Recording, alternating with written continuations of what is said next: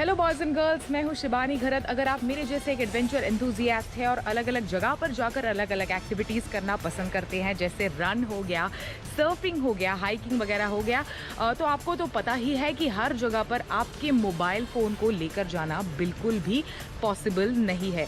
तो ऐसे में आज के टेक गुरु के एपिसोड में मैं आपको कुछ ऐसे ऐप्स रेकमेंड करने वाली हूँ जो बिल्कुल आप अपने एप्पल वॉच पर आसानी से इस्तेमाल कर सकते हैं। और बिल्कुल अगर रन को ट्रैक करना है या फिर आपके हाइक को ट्रैक करना है, आपने कितनी कैलोरीज अपने सर्फिंग के दौरान बर्न की उसे ट्रैक करना है, तो सभी कुछ आसानी से ये ऐप्स ट्रैक करते हैं। So let's go, let's get active.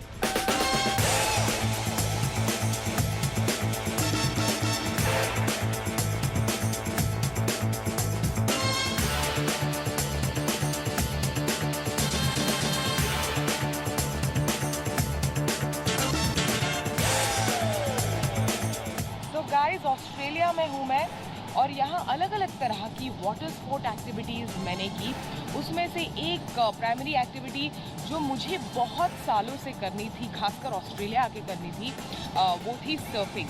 अभी सर्फिंग यहाँ पे वेव्स, जैसे आप मेरे पीछे देख सकते हैं, समंदर के वेव्स काफ़ी हाई है और मुझे एग्जैक्टली ट्रैक भी करना था कि मैंने कितना डिस्टेंस अपना वेव्स में कवर किया, कितने डिस्टेंस की वेव मैंने राइड की।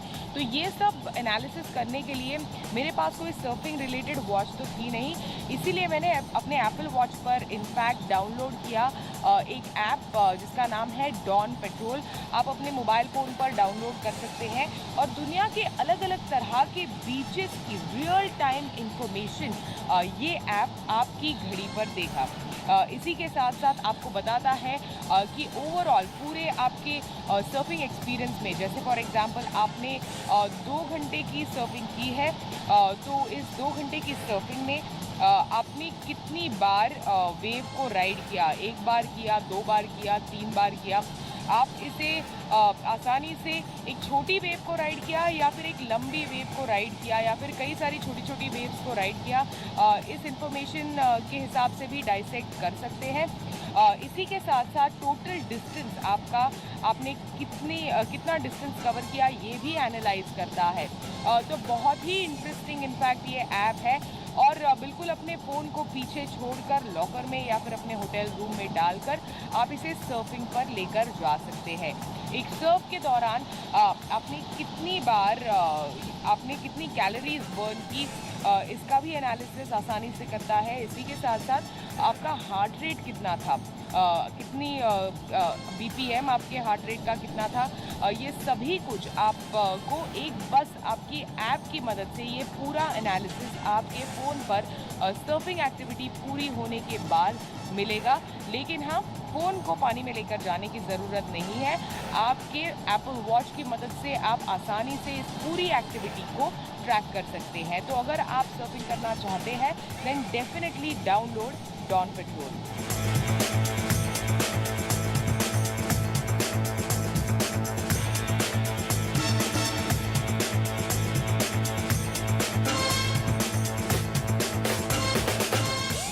ऐसा ही दूसरा एक ऐप है जिसका नाम है सर्फ लाइन। इनफैक्ट आप अपने डॉन पेट्रोल को सर्फ लाइन में सिंक करके इस्तेमाल कर सकते हैं। अभी जैसे फॉर एग्जांपल देती हूँ, सर्फ लाइन क्या करता है, it is a trusted name. दुनिया भर के सारे सर्फ साइट्स के वेदर एनालिसिस को करने में रियल टाइम आपको टाइड इन्फॉर्मेशन ये भी ऐप देता है।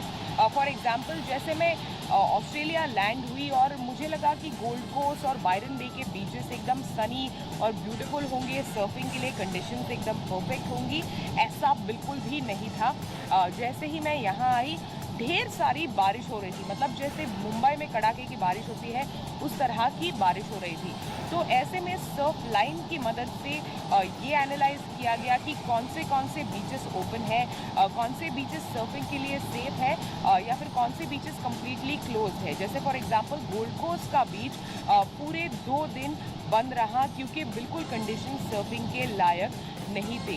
तो वेदर इन्फॉर्मेशन आपको आपके सर्फिंग की रियल टाइम इन्फॉर्मेशन दुनिया के अलग अलग बीचेस की इनफैक्ट सर्फ लाइन इस ऐप की मदद से बिल्कुल आपके रिस्ट पर मतलब एप्पल वॉच पर मिल जाएगी आपको। पूरी की पूरी जानकारी देगा। और डॉन पेट्रोल के साथ अगर आप इसे सिंक करेंगे तो जैसे मैंने कहा कि पूरा का पूरा जितना डिस्टेंस आपने कवर किया है, कितनी कैलोरीज आपने बर्न की, इसका भी एनालिसिस आपको आसानी से मिल जाएगा। साथ ही कितनी बड़ी वेव्स है हर एक जगह पे, वो भी आप इस ऐप की मदद से ट्रैक कर सकते हैं।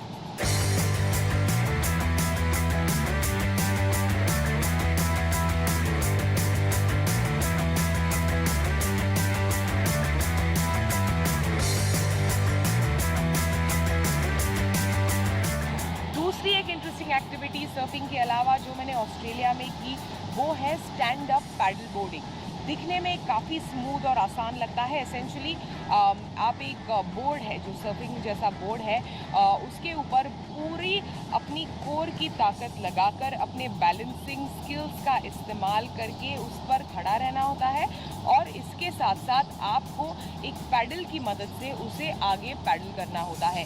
काफ़ी मज़ेदार एक्टिविटी है। दुनिया के अलग अलग सिटीज़ में इनफैक्ट वेनिस हुआ, प्राग हो गया, एम्स्टर्डम जैसी सिटीज़ जहाँ ढेरों वाटर बॉडीज़ आपके आसपास है, एक नदी वगैरह है, लेक्स वगैरह है, वहाँ पर regularly stand up paddle boarding आप आसानी से कर सकते हैं। लेकिन हाँ, मैंने बायरन बे के पास एक थोड़े से शांत जैसे क्रीक में स्टैंड अप पैडल बोर्डिंग वाली एक्टिविटी की। काफ़ी मज़ेदार थी। जैसे मैंने कहा काफ़ी मुश्किल भी थी, खासकर बोर्ड पर पहली बार खड़ा रहना काफ़ी मुश्किल था इनफैक्ट। तो इसके लिए इस एक्टिविटी को ट्रैक करने के लिए क्योंकि बिल्कुल पैडल बोर्ड पर आप अपने मोबाइल को नहीं लेकर जा सकते, 10 बार आप नीचे गिरेंगे पैडल बोर्ड से। मैं एक बार गिरी बाय द वे। तो इस एक्टिविटी को ट्रैक करने के लिए मैंने एप्पल वॉच पर डाउनलोड किया GoSup ये ऐप। इनफैक्ट जो डेटा इस ऐप की मदद से आपको मिलेगा आपकी एक्टिविटी पूरी होने के बाद, it will completely blow your mind. कौन सा स्ट्रोक मतलब आपने राइट हैंड से पैडल बोर्ड किया या फिर लेफ्ट हैंड से पैडल बोर्ड किया, इतने डिटेल में पूरी एक्टिविटी को एनालाइज करता है। इसी के साथ साथ आपने कितना डिस्टेंस उस एक्टिविटी में कवर किया। फॉर एग्जांपल मैंने 1 किलोमीटर के आसपास पैडल बोर्ड किया उस दिन जिस दिन मैंने इस एक्टिविटी को किया। तो पूरा का पूरा डिस्टेंस आपका एनालाइज करता है, केडेंस एनालाइज करता है। इसी के साथ साथ हार्ट रेट और कैलोरीज बर्न, ये सभी कुछ बस एक वॉच की मदद से आप आसानी से ट्रैक कर सकते हैं। साथ ही अगर आप देखेंगे इस एक्टिविटी को या फिर इस ऐप को अपने एप्पल वॉच पर खोलेंगे तो कंटिन्यूसली एक कंपास आपको दिखेगा। तो ये आपको डायरेक्शन समझने में मदद करता है कि किस डायरेक्शन में आप उस पैडल बोर्ड पर जा रहे हैं। तो बहुत ही बढ़िया, ब्यूटीफुल, इंटरेस्टिंग एक्टिविटी है और उतना ही फैबुलस एनालिसिस GoSup ये ऐप आपके केवल रिस्ट पर करता है।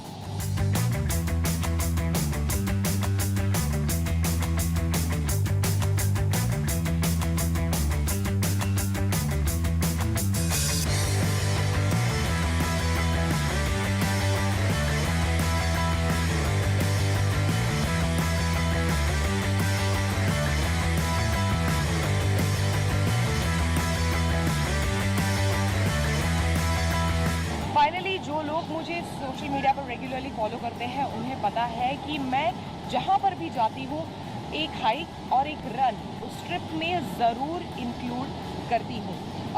तो ऐसे में इस ट्रिप के दौरान रन पर तो गई मैं, लेकिन मैंने इस्तेमाल किया एप्पल वॉच के रेगुलर रन वाले फीचर का। बिल्कुल इनबिल्ट है आपकी घड़ी पर, जहाँ पर भी आप जाए उसे बस ऑन कीजिए और दौड़िए।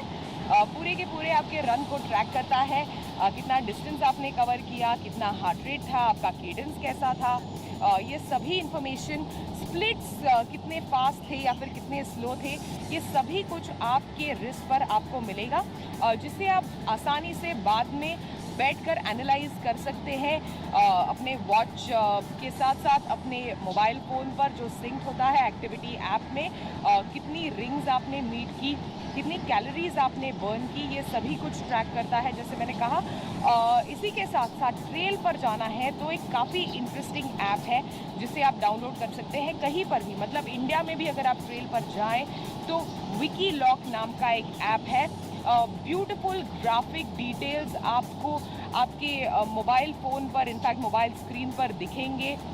ट्रेल को आपके रूट को आप बिल्कुल सिंक कर सकते हैं अपने ऐप पर, और मोबाइल फ़ोन को पीछे छोड़कर या फिर अपने बैकपैक में डालकर आसानी से उस ट्रेल पर जा सकते हैं। यहाँ पर भी मैंने एक छोटा सा ट्रेल किया जो मुझे लेकर गया इनफैक्ट बायरन बे के इनफैक्ट जो पुराना ओपेरा हाउस है जो अभी तक फंक्शनल है इनफैक्ट बायरन बे में, वहाँ पर।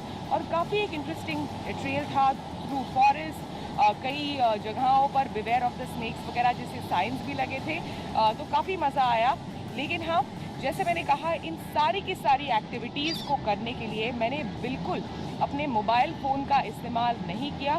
केवल सारे के सारे ऐप्स को प्री डाउनलोड करके अपने मोबाइल फ़ोन पर या फिर एप्पल वॉच पर इन सारी एक्टिविटीज़ को ट्रैक किया, और साथ ही केयर फ्री तरीके से पूरी की पूरी जगह का मज़ा भी लिया।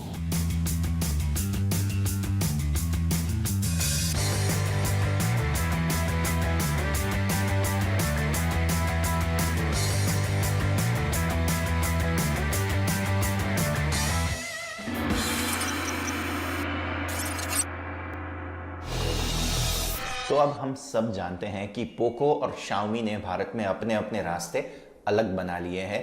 पोको अब अलग ब्रांड के तौर पर भारत में बिकने वाला है, और अब जब उसका नया फोन आ गया है पोको X2, तो आज हम उसका रिव्यू देखने वाले हैं। लेकिन थोड़े से अपडेट साथ ही साथ आपको देख लेने चाहिए। नंबर 1 ये कि पोको भले ही अलग ब्रांड बन चुका हो, लेकिन थोड़े समय के लिए शाओमी के रिसोर्सेज का इस्तेमाल पोको जरूर करने वाला है।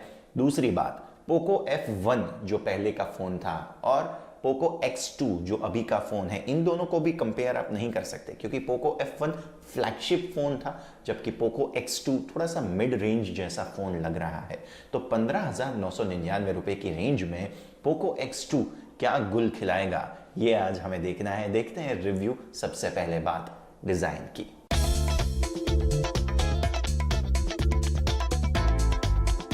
पोको X2 में हमें ग्रेडियंट फिनिश वाली एक चमकदार रंगीन ग्लास बैक देखने को मिलती है। इसके अलावा कैमरा मॉड्यूल के चारों ओर दिया गया राउंड डिजाइन भी फोन को बिल्कुल अलग लुक देता है। एटलांटिस ब्लू, फिनिक्स रेड या मैट्रिक्स पर्पल रंग में आप पोको X2 खरीद सकते हैं। फोन के बैक में नीचे की ओर पोको की ब्रांडिंग दी गई है। पोको X2 के डिजाइन में मेन अट्रैक्शन इसके सेंटर में जो कैमरा मॉड्यूल और उसके चारों ओर राउंड डिजाइन है वो दिया गया है। इसके अलावा डिजाइन में आपको देखने में 3D लगेगा, और फर्स्ट लुक में ऐसा लगता है कि जैसे कैमरा मॉड्यूल के चारों तरफ ये जो राउंड एज है वो बाहर निकला हुआ हो। कैमरा मॉड्यूल में 4 कैमरा सेट किए गए हैं और कैमरा मॉड्यूल थोड़ा सा ज्यादा ही बाहर निकला हुआ है। फोन के राइट साइड पर पावर बटन और फिंगरप्रिंट सेंसर फिट किए गए हैं, लेकिन ये सेंसर लंबा और पतला है जो मेरी नजर में ठीक नहीं है। इसमें फिंगरप्रिंट रजिस्टर करने की प्रक्रिया सामान्य से थोड़ा ज्यादा ही समय ले लेती है। फोन को लेफ्ट हैंड से यूज करने वाले यूजर्स को फिंगरप्रिंट का ये सेटअप थोड़ा सा अजीब लगेगा। वॉल्यूम बटन पावर बटन के थोड़ा सा ऊपर सेट किए गए हैं, जिस वजह से इसको एक हाथ से इस्तेमाल करना उन लोगों के लिए काफी मुश्किल हो जाएगा। अधिकतर Xiaomi फोन की तरह फोन के टॉप पर एक इंफ्रारेड सेंसर आपको दिया गया है।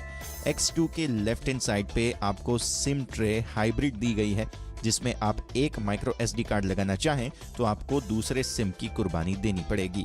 नीचे की तरफ 3.5 millimetre headphone socket, USB Type-C port और स्पीकर ग्रिल दी गई है।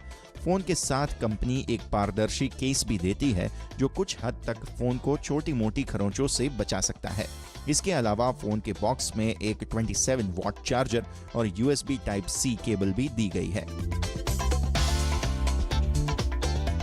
तो अब बात करते हैं स्पेसिफिकेशंस और सॉफ्टवेयर की।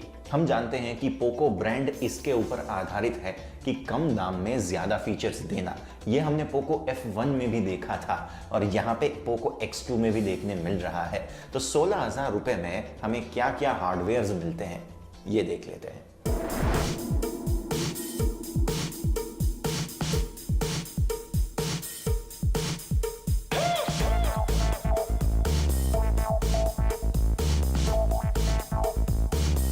इस फोन में आपको Qualcomm Snapdragon 730G चिपसेट मिलता है, जो एक अच्छी बात है। यही चिपसेट को पोको के कंपटीटर ब्रांड Realme ने Realme X2 में भी दिया है। इससे हम ये अंदाजा लगा सकते हैं कि पोको X2 एवरेज यूजेज और गेमिंग के मामले में अच्छा होगा। आप पोको X2 के 6GB रैम और 64GB वेरिएंट को 15,999 रुपीस में खरीद सकते हैं। इसका 6GB रैम और 128GB स्टोरेज वेरिएंट 16,999 रुपए में बेचा जा रहा है और हाई एंड वेरिएंट की कीमत होगी 19,999 रुपीस, जिसमें आपको 8GB रैम और 256GB का स्टोरेज मिल जाएगा। फोन में 6.67 इंच डिस्प्ले है जो 120 हर्ट्ज रिफ्रेश रेट सपोर्ट करता है। ये फोन की सबसे बड़ी खासियत में से एक है और इसमें कोई शक नहीं है कि 120 हर्ट्ज रिफ्रेश रेट डिस्प्ले की क्वालिटी और इसके इस्तेमाल करने के अनुभव को बेहतर बना देता है। लेकिन बेस्ट अनुभव उन्हीं गेम्स में लिया जा सकेगा जो 120 हर्ट्ज रिफ्रेश रेट को सपोर्ट करती हों। इसके अलावा HDR10 के डिस्प्ले सपोर्ट का भी फीचर शामिल है। फोन में बड़ी 4500 mAh क्षमता की बैटरी, FM रेडियो समेत सभी सेंसर्स मौजूद हैं। पोको के UI को पोको लॉन्चर और MIUI 11.0.3 दोनों नाम से बुलाया जा सकता है। देखने में और अनुभव में ये काफी हद तक Redmi K20 और K20 Pro में दिखाए गए UI जैसा ही है। ये Android 10 पर आधारित है। Xiaomi का सॉफ्टवेयर हमेशा से बहस का मुद्दा रहा है। अधिकतर Xiaomi यूजर्स फोन में अनचाही एप्स, पॉपअप और नोटिफिकेशन में भरे हुए अनचाहे नोटिफिकेशन से बेहद परेशान रहते हैं और अब पोको ने भी इसी रास्ते को अपनाया है। फोन में पहले से इंस्टॉल कई अनचाहे एप्स भरी हुई है जिसे आप बंद जरूर कर सकते हैं। अब बात परफॉर्मेंस और बैटरी लाइफ की। हम सब जानते हैं कि इसको गेमिंग के ऊपर ज़्यादा फोकस दिया जा रहा है, तो बढ़िया गेमिंग और अच्छे परफॉर्मेंस के लिए पोको ने अपना भरोसा जताया है स्नैपड्रैगन 730G पर।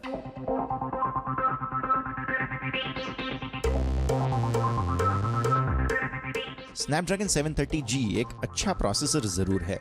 पोको X2 ने इस प्रोसेसर की बदौलत सारे ऐप्स को बड़े आराम से संभाला। फोन में मल्टीटास्किंग बेहद आराम से होती है। हम इस फोन को इस्तेमाल करते समय बस एक ही समस्या को भुगते, जो था फोन के हर हिस्से तक अंगूठे का मुश्किल से पहुंचना। फोन में ओवरहीटिंग की समस्या नहीं है, लेकिन गेम खेलते वक्त, कैमरा का इस्तेमाल करते वक्त फोन थोड़ा सा गर्म जरूर हो जाता है। डिस्प्ले बहुत ही ज्यादा विविड या शार्प नहीं है, लेकिन ये काफी ब्राइट और अट्रैक्टिव है और व्यूइंग एंगल्स अच्छे लगते हैं। फोन के फ्रंट में शामिल एक वाइड डुअल कैमरा कटआउट कुछ एक्टिविटी में शायद आपका अनुभव खराब कर सकता है, लेकिन ये यूजर के ऊपर भी डिपेंड करता है। इस कटआउट के आजू बाजू थोड़ी सी कलर ब्लीडिंग भी आपको देखने मिलेगी। नीचे की ओर सिंगल स्पीकर दिया गया है, लेकिन ये काफी लाउड है, जिसमें इसके 60% के ऊपर वॉल्यूम में आवाज थोड़ी फटी हुई सुनाई देती है। पोको X2 में PUBG मोबाइल डिफॉल्ट रूप से हाई सेटिंग में चलता है। गेम का अनुभव काफी अच्छा है और इसमें PUBG मोबाइल या Asphalt 9 जैसे गेम्स आसानी से बिना किसी लैग के आप खेल सकते हैं। और साथ ही साथ पोको X2 की बैटरी लाइफ ठीक है। साधारण इस्तेमाल में ये फोन आपका पूरा दिन आराम से निकाल सकता है। अब बात आती है कैमरा डिपार्टमेंट की। तो अब तक में अच्छे खासे हार्डवेयर हमने देखे, लेकिन ये जो बजट है इसमें बाकी क्या क्या बच जाता है, अब कैमरा डिपार्टमेंट में हमें ये देखना है।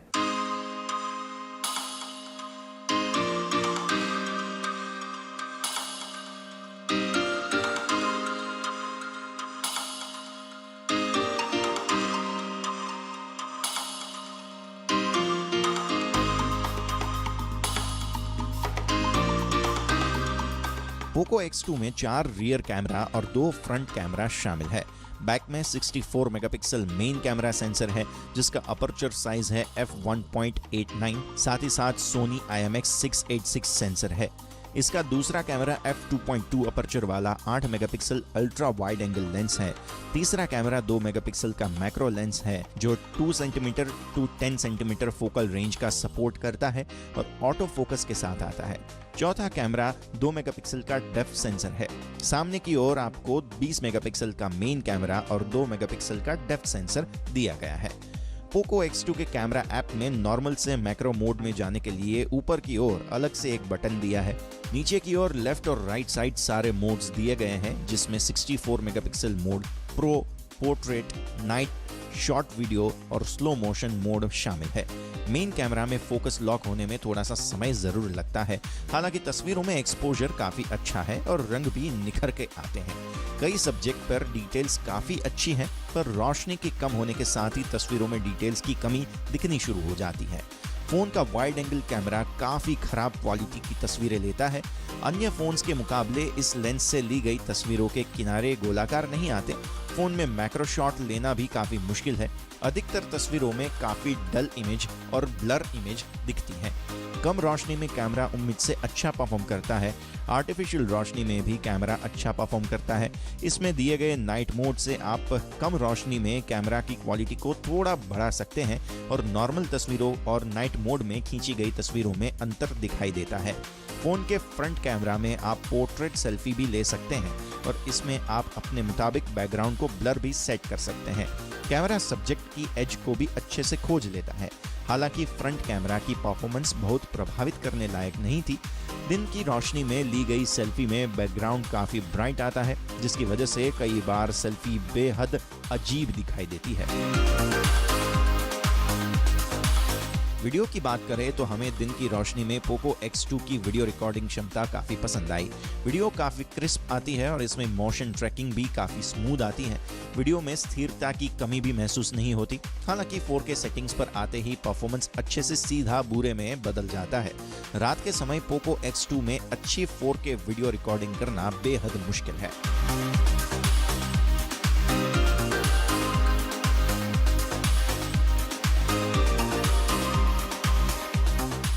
तो अब बात करते हैं फाइनल वर्डिक्ट की। भारतीय स्मार्टफोन मार्केट में अगर आप मिड रेंज में आप देखने जाओ तो जितने कम दाम में जितने ज़्यादा फीचर्स आप एक स्मार्टफोन में दे पाते हो, वो स्मार्टफोन की सक्सेस की एक फॉर्मूला है। और ये Xiaomi अब तक बहुत ही अच्छे से करता आ रहा है। उसने इस रेंज में इतने सारे स्मार्टफोन्स लॉन्च किए हैं जिससे इसकी सक्सेस बढ़ जाती है। जहाँ तक बात आती है पोको X2 की, तो इसका जो प्राइसिंग है वो ही इसका सबसे बड़ा हथियार है। इसकी जो रियल कंपटीशन है वो Realme X2 या तो फिर Redmi K30 ऐसे स्मार्टफोन्स के साथ इसकी कंपटीशन होने वाली है। तो अल्टीमेटली हम कंपटीशन में कंपेयर करने जाते हैं एक तो Realme X2 या तो पोको X2।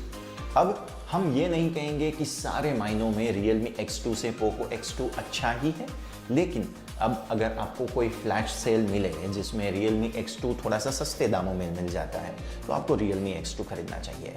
लेकिन अगर आपको अच्छे दामों में अभी फ़िलहाल पोको X2 मिल रहा है और इसके भी फ्लैश सेल होंगे और उसमें अवेलेबिलिटी के भी इश्यूज होंगे, अगर आपको मिल जाता है तो नो डाउट ये फ़ोन भी अच्छा है। दोनों की कंपैरिजन में हम ये कहेंगे कि अगर Realme X2 आपको थोड़े से कम दाम में मिल जाता है तो आपको वो ज़रूर खरीदना चाहिए।